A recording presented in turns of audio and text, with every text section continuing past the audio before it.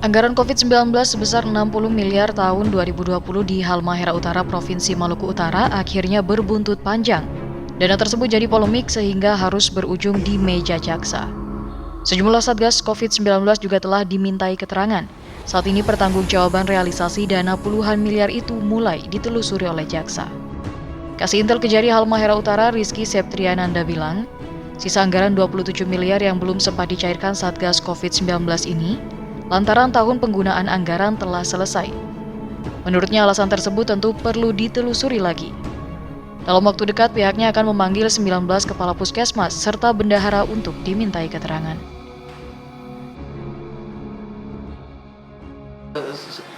Sampai dengan Desember 2020 itu penggunaan kegiatan COVID 2020 itu sudah selesai di anggaran 33 miliar itu gitu.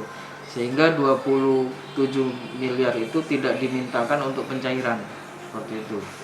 Begitu. Alasan dari pihak-pihak Satgas Covid gitu.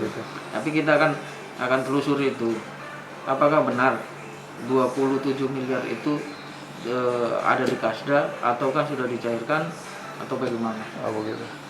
Maka kita selanjutnya akan memanggil pihak-pihak yang lainnya.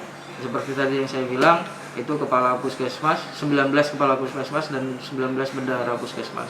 Serta direktur PDAM dan direktur rumah sakit.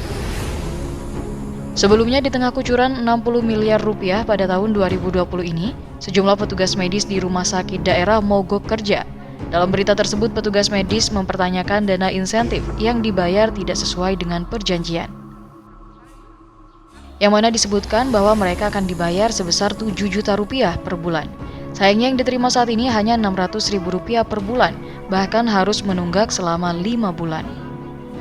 Mirisnya lagi, petugas medis di Halmahera Utara masih gigit jari sampai sekarang, sebab gaji mereka masih belum terbayar selama 3 bulan. Bahkan sebagian tunjangan seperti jasa tenaga medis hampir setahun masih belum terbayarkan. Menanggapi dugaan korupsi dana COVID-19, GP Pemuda Ansor Halmahera Utara meminta jaksa harus serius menangani kasus ini.